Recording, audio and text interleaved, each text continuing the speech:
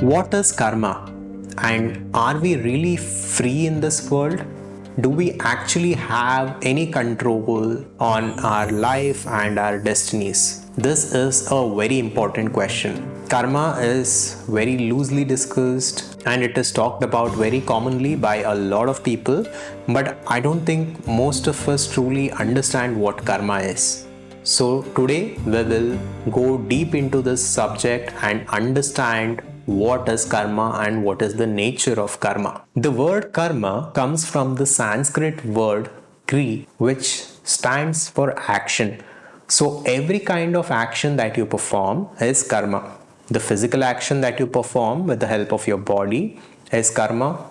Whatever mental action that you perform in terms of your thoughts, feelings, emotions, etc., also constitute karma. At the same time, whatever action that you perform at the energy level, at the subtle level, also constitute karma. Now, when we say karma, what exactly are we talking about? To understand this, we need to understand the nature of the human mind. Whatever we understand about the human mind and whatever the modern science understands about the human mind is very little. Our mind is very deep, it has various layers to it. We are only familiar with the surface level of mind, which is the conscious mind, which we use to think different thoughts and make different decisions and do different things in our life. But then there is the subconscious mind, which has deep seated belief systems, deep seated thoughts and conditioning, which is controlling our lives. And below that there is something called as the unconscious mind, which is very difficult to understand and which is very difficult to describe. And it is said that this unconscious mind is connected to the universal mind, which has access to the memories of the entire cosmos. Coming to karma, what we need to understand is that whatever we do and whatever action we perform, it leaves a certain residue in our minds and it creates a certain impression. A memory is created. If you perform good actions and if you perform good deeds, good memories and good impressions are created. And if you perform negative actions, negative impressions are created. Karma works on the basic principle of cause and effect. So, throughout your life, you perform various actions, and each of these actions creates an impression in the deepest level of your mind. And according to Hinduism, we have various rebirths and reincarnations, and we are born again and again in different physical bodies, and we live different lives as different people. This is common to many cultures and many religions. Now, whether you believe in reincarnation or rebirths or not is a separate discussion and it is a separate topic. But basically, what the ancient scriptures of India and Hinduism say is that throughout the life cycle of the subtle body, which is the mind, which is called as the Sukshma Sharira in Sanskrit, it takes in the impression and the memory of all the actions performed by it throughout all its different lives. And all of it together forms a huge ocean of memory, and we call it the Sanchita Karma. So, there are three aspects of karma that we need to understand here. One is the Sanchita Karma, second is the Prarabdha Karma, third is Agami Karma. Sanchita Karma is an ocean of memory that the subtle body or the mind has, which within itself contains the impressions and the memory of all its action throughout different lifetimes.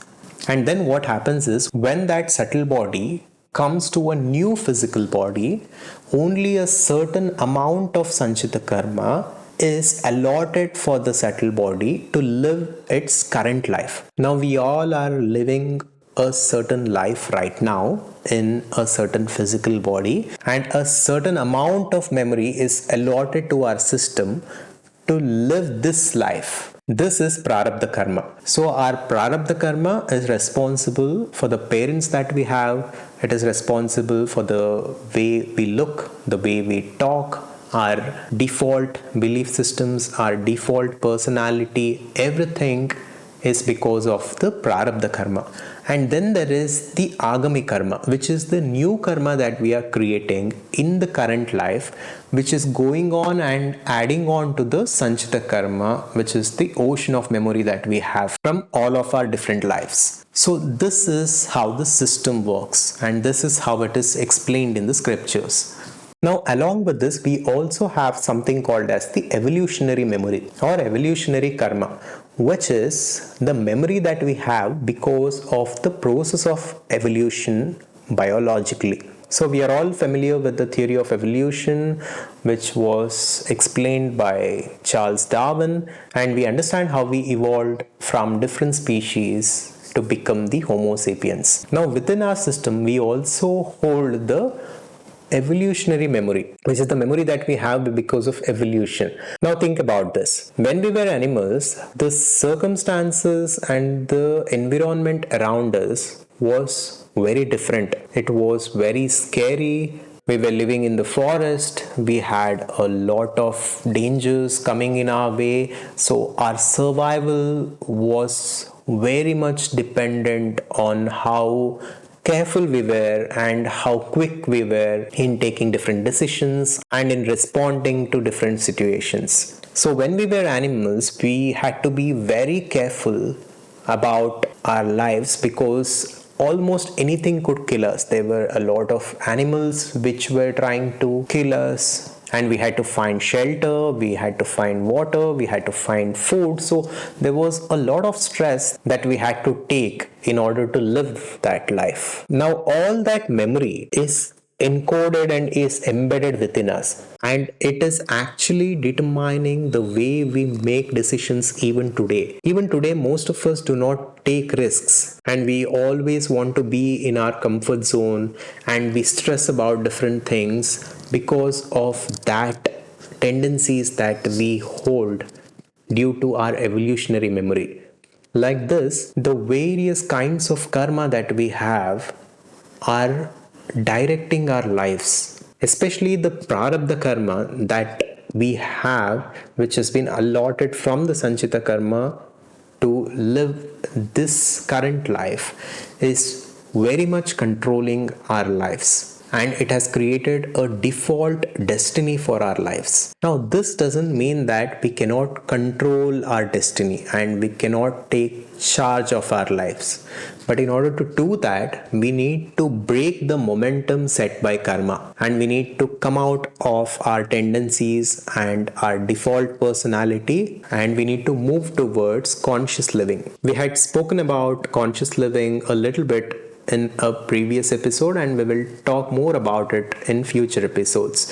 But if we live our lives consciously, and if we are conscious of our thought patterns and our feelings and our belief systems and change them the way we want them to be, then we can take charge of our lives and we can take control of our destiny. And when we talk about karma, we need to also talk about karma yoga. Karma yoga is a very big topic on its own, but to explain it in a simple way, karma yoga is performing action while being detached from the results of that action. This is what Lord Krishna spoke about in Bhagavad Gita. Whenever someone performs certain action without any expectation or by being detached by the results of that action, that will not create an impression in the subtle body or the mind.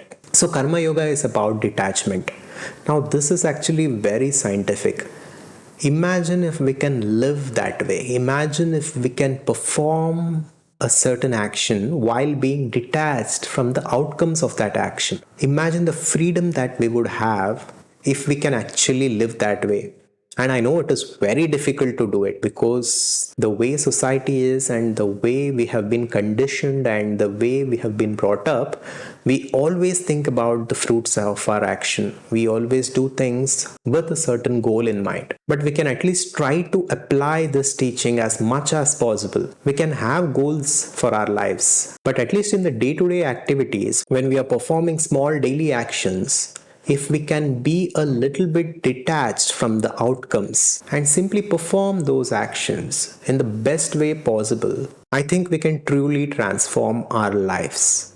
I hope you found this valuable, and if you are liking this podcast, make sure to give a review for it and make sure to subscribe to our podcast.